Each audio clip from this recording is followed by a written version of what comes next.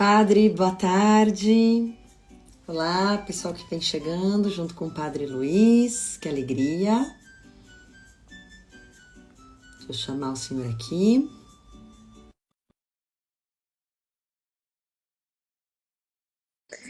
Ricardo, Kitty, Lu, bem-vindos.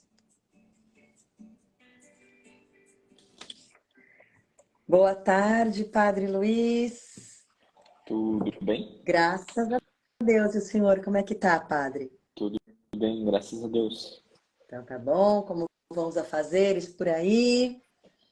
São Que são muitos? bastantes. Tá dando Que tudo bom. certo, graças a Deus. Graças a Deus, Padre, que bom.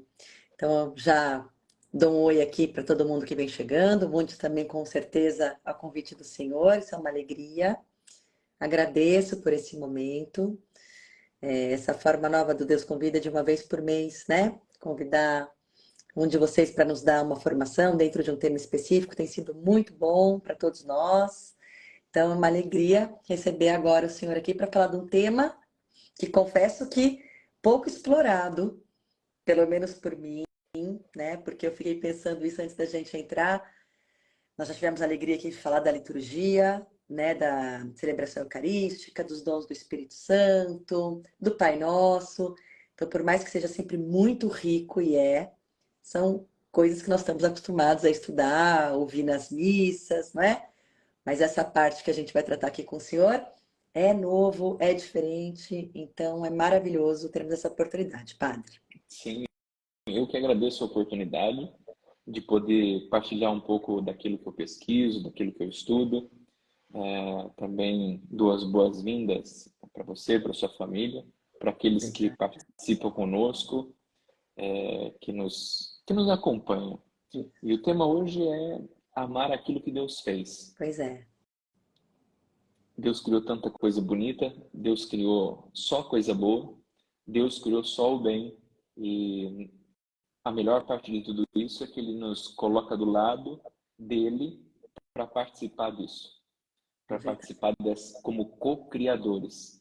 Então a gente tem uma criatividade, tem uma liberdade que às vezes, por ignorância ou por não saber, a gente mal utiliza isso.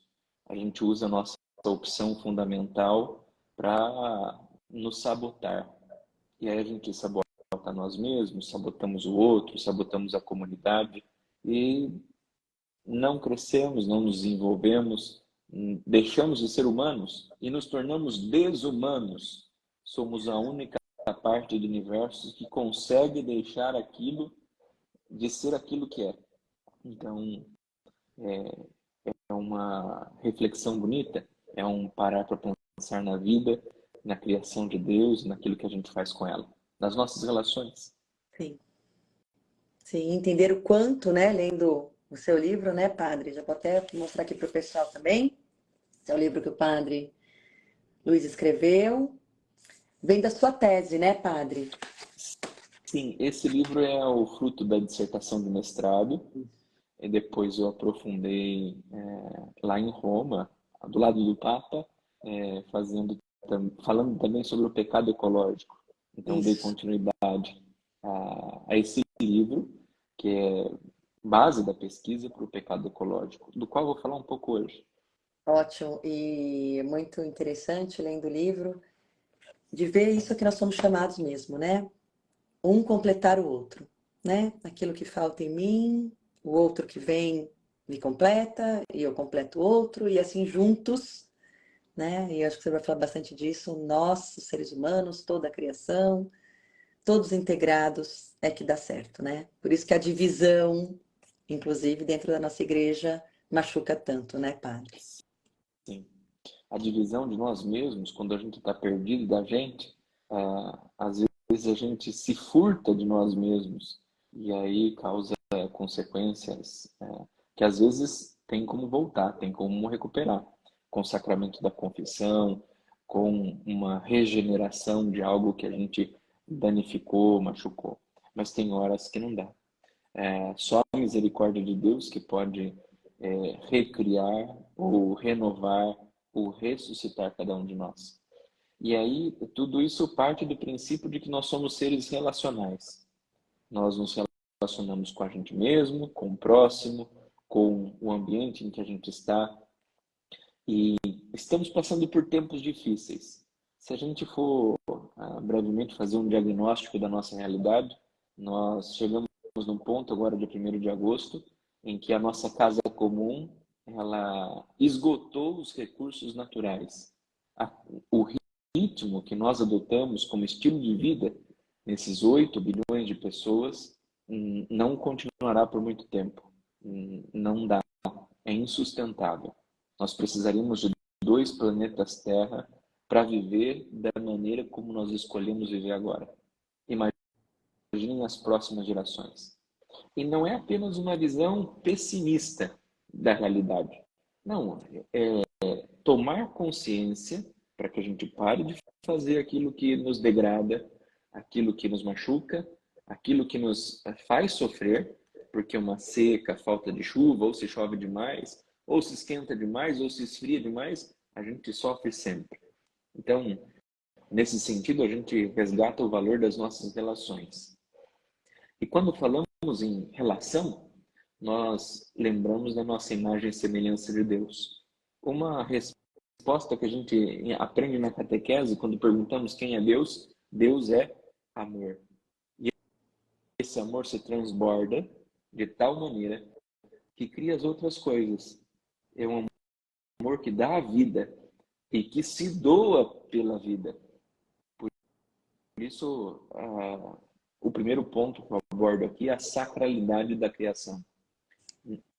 Nós temos um Espírito Santo, nós temos o próprio Deus, nós temos o Filho de Deus, que em várias passagens da Bíblia se relaciona com aquilo que ele fez de maneira não violenta, mas de maneira dinâmica e viva.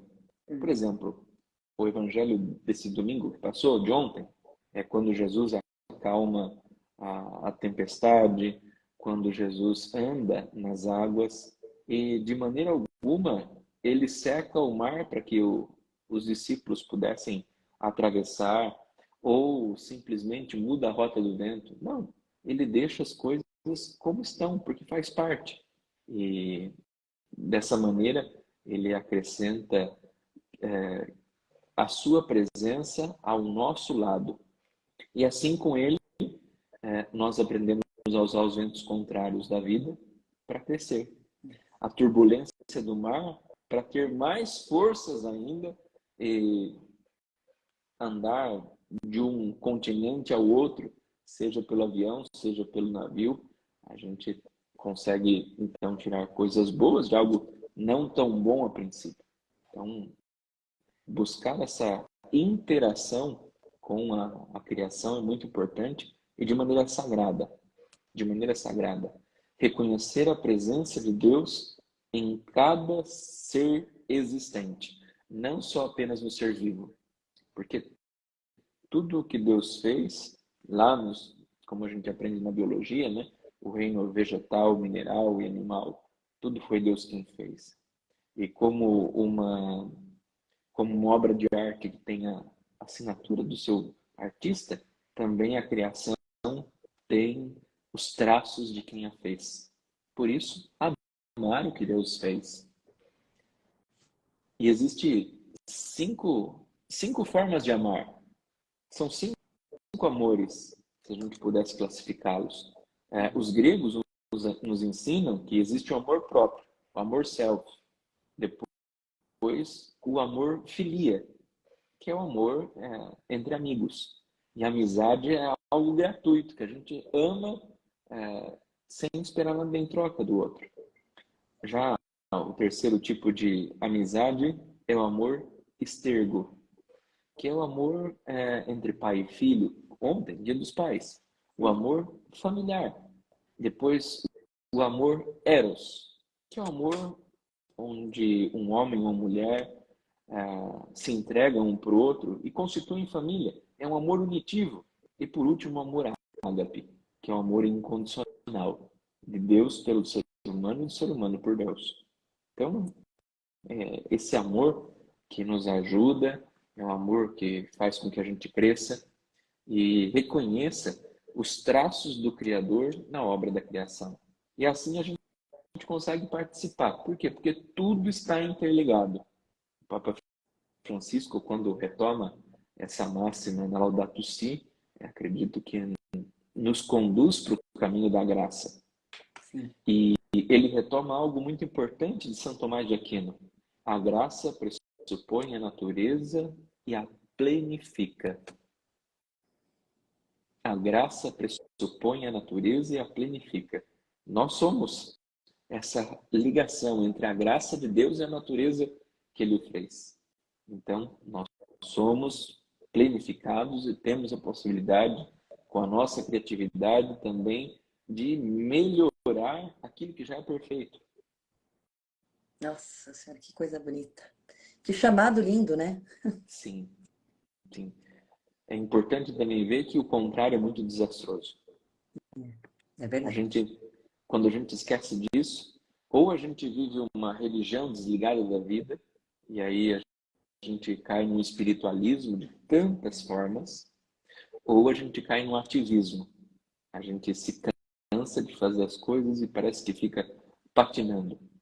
E aí nós temos tantas questões climáticas que exigem de nós uma resposta pessoal, comunitária, também nacional, a nível do Estado, né, e internacional, porque nós somos responsáveis por aqueles que virão, Uhum. pelos filhos, pelos netos, daqueles que vivem hoje. E que mundo nós queremos deixar? O amor cria, recria, restaura. O contrário disso, não. Extingue, mata. Ô, padre, é interessante eu falar isso, né? Porque muitas vezes nós que somos chamados ao matrimônio, a gente diz isso, né? Que nós somos chamados a continuar a criação para um convite divino. E muitas vezes as pessoas falam, não, não quero ter filho, porque que mundo que o meu filho vai encontrar? Só que a gente fala, né? As pessoas falam, não quero ter filho, porque que mundo o meu filho vai encontrar? Mas não se preocupa com o que está fazendo com o mundo, Sim. não é? Então, assim, a gente primeiro tem que pensar como nós estamos nos relacionando com o mundo e não ter medo de gerar uma vida para vir a esse mundo. É antes, né? Nós temos que pensar no antes. Sim, no agora. E tem É. outro questionamento a partir desse. Não apenas pensar em que mundo eu vou deixar para os meus filhos, que isso é muito importante, mas também como pais, mães, como educadores, que filhos eu vou deixar para o mundo. Também é isso mesmo. Se a gente inverter os componentes da frase, a gente vai ter também uma boa conversa, né? Uhum. Que tipo de pessoa nós precisamos para melhorar o mundo em que nós vivemos? Porque nós vivemos uma cultura do descarte, uma cultura em que o outro ser humano não tem valor. Acontece tantas tragédias por aí que a gente assiste, vê, fica sabendo, e a vida é reduzida a um número ou até mesmo um desafio, quando na verdade não. A vida é um dom irrepetível. Quando Deus chama, a fonte de toda a origem de tudo isso é o próprio Deus. Então ele chama, mas chama com um objetivo específico. Não chama para que a gente fique perdido ao léu, Uhum. mas chama para que a gente volte para ele. Agora, o que a gente faz do chamado que a gente recebe para sermos humanos, e aí tem outras religiões que partem do mesmo princípio, e aí a gente pode entender até como sementes do Verbo encarnado em cada uma delas, como Uhum. o Bento XVI chamava de cristãos anônimos, é, também dão sua contribuição e buscam o próprio absoluto, o próprio transcendente, o próprio Deus que nos criou. É o Então, Espírito diante Santo que sopra, né? O Espírito Santo sopra em todos os lugares, toca várias realidades, não é? só para a gente não pode limitar as possibilidades de Deus. Uhum. Às vezes a nossa compreensão não entende, não alcança, mas quando a gente se debruça sobre isso, Eis que surge um segundo ponto importante, que é a responsabilidade humana. Deus nos dá liberdade, a gente tem uma opção fundamental que vai reforçando a nossa liberdade, e aí a gente vai se tornando cada vez mais livres quando exercemos a nossa opção fundamental. A graça vai deixando cada vez mais bonita, cada vez mais perfeita a natureza humana, a natureza da criação. E assim a gente vai se relacionando com liberdade. E como é bom ter liberdade. Não viver escravo dos próprios desejos, não viver escravos de preocupações alheias ou de avaliações dos terceiros. Quanta gente não se preocupa o que o outro está pensando de mim nesse momento? E aí o inferno se torna os outros, como diz lá o filósofo, né? E a gente deixa de viver, deixa de exercer a nossa liberdade e até mesmo deixa de ser responsável, de dar uma resposta com habilidade ao chamado de Deus. Então, quando falamos de responsabilidade, de uma sacralidade da criação, nós entendemos o mundo em que vivemos, as relações que temos, de uma maneira holística, orgânica. Da mesma maneira como a gente tem dificuldades no nosso organismo, enquanto corpo, quando um dos órgãos falha, todo o corpo padece. Assim, no nosso planeta Terra, na nossa casa comum, quando uma parte padece, todos sofrem. Eu vi essa parte aqui também no livro, achei muito interessante isso mesmo, do sofrimento, que é quando algo não funciona bem, né? Sim. Porque somos um todo, né? E isso transcende nós como pessoa. Isso também fala do nosso relacionamento com o planeta e com outros. Isso é incrível, né, padre? A É gente tem que tudo entender interligado, isso. É tudo interligado. tudo. É mais do que aquilo que a física diz do bater de asas da borboleta.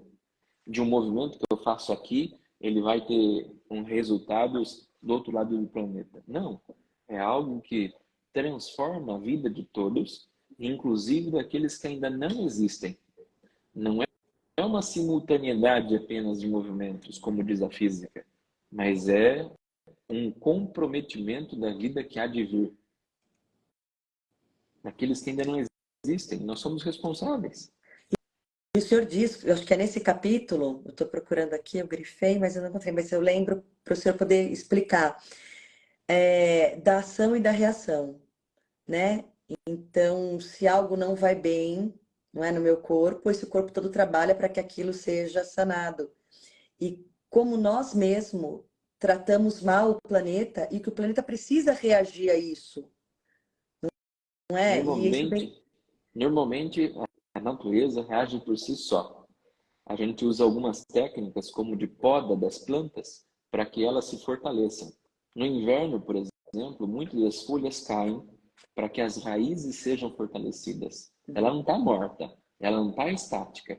Ela deixou a aparência para se voltar para a essência.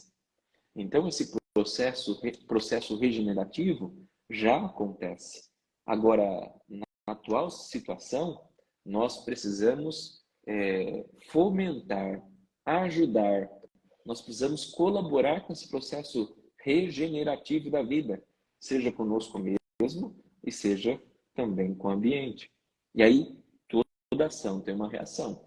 Se existe uma ação doente no organismo, o corpo cria anticorpos para rebater. E aí a gente se fortalece com aquele mal que entrou e que é vencido. O desafio superado. Isso é a dinâmica da vida quando a gente deu os primeiros passos, quando a gente nasceu e encheu o pulmão de ar e ardeu tudo e a gente sofreu por isso, mas isso nos torna vivos até hoje. A gente respira por causa dessa primeira respirada, até o último suspiro.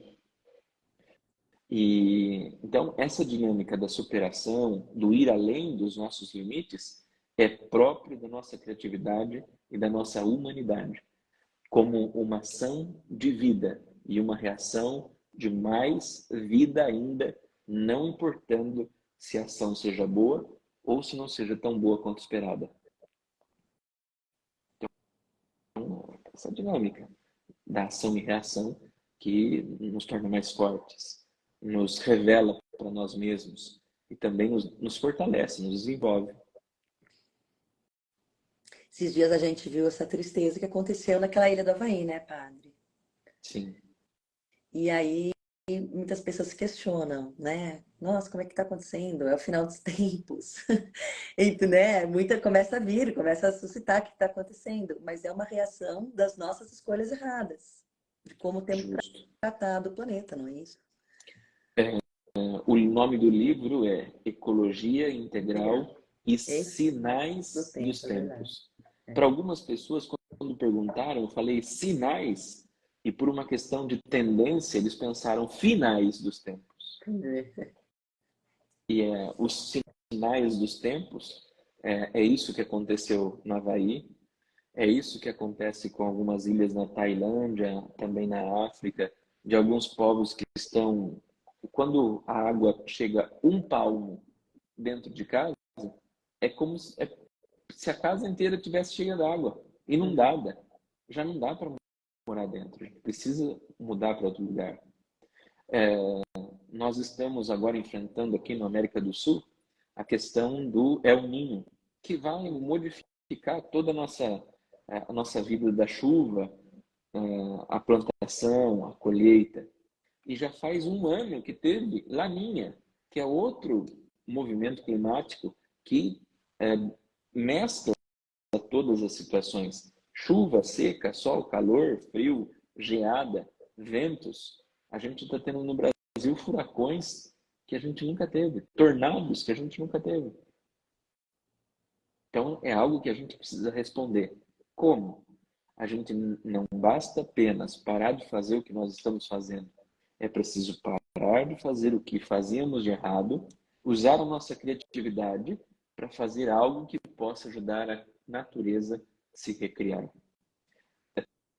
Gosto de citar um exemplo, por exemplo, dos moinhos da Holanda, porque a Holanda é um país com 300 quilômetros quadrados, é um país pequeno e que resolveu empurrar o mar para fora para ampliar o seu território, ao invés de fazer guerra com a Alemanha e pegar um pedaço de terra da Alemanha.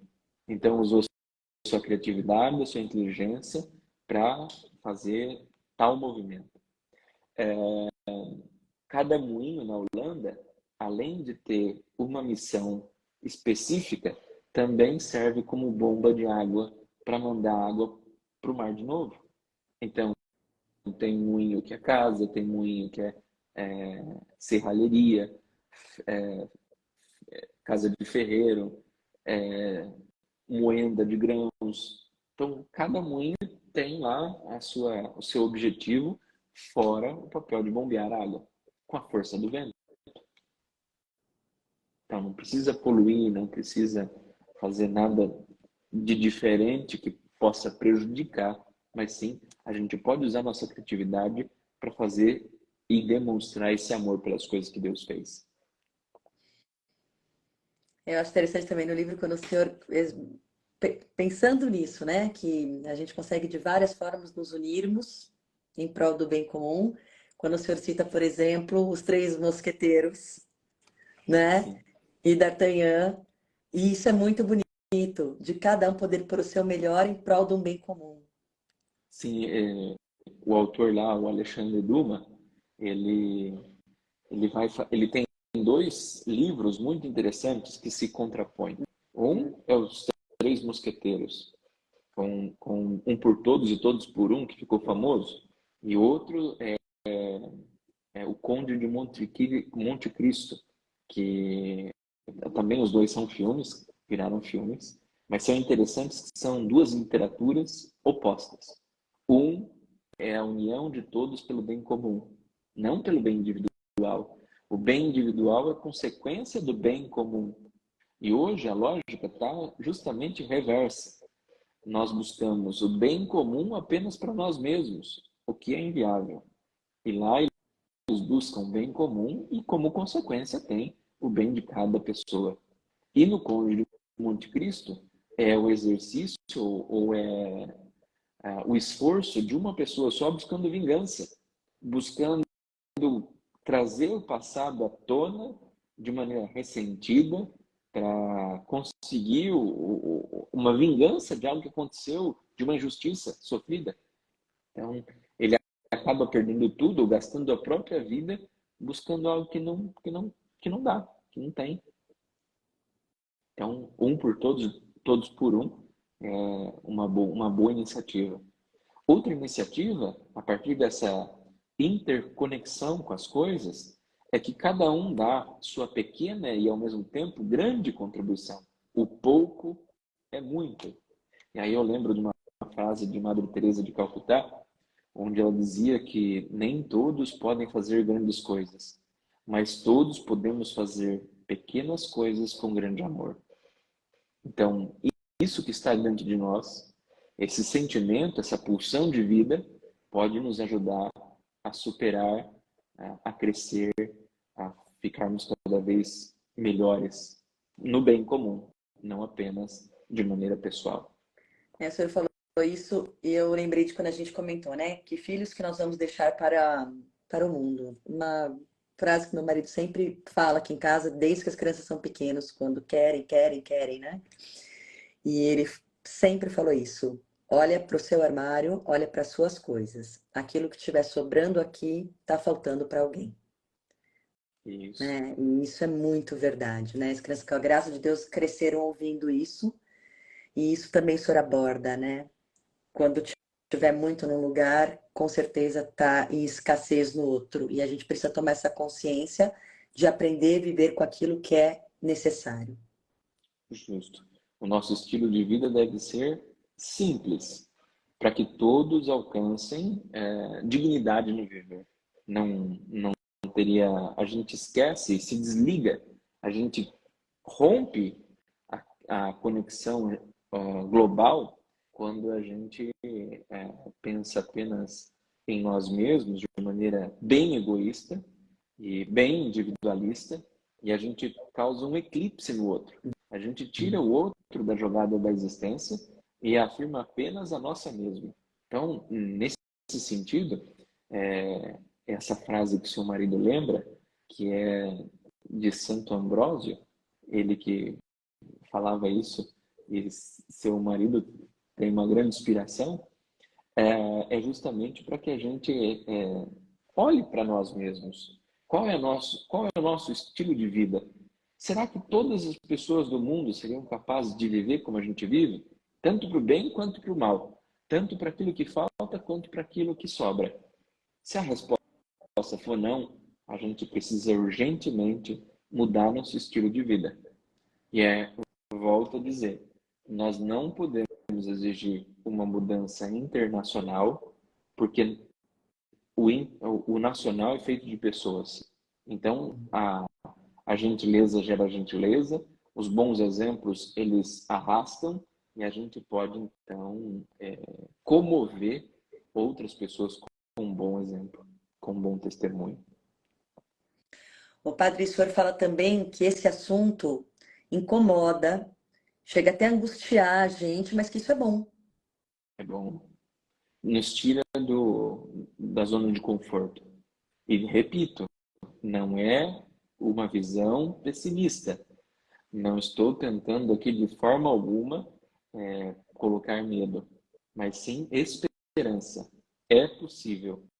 Basta que todos assumam.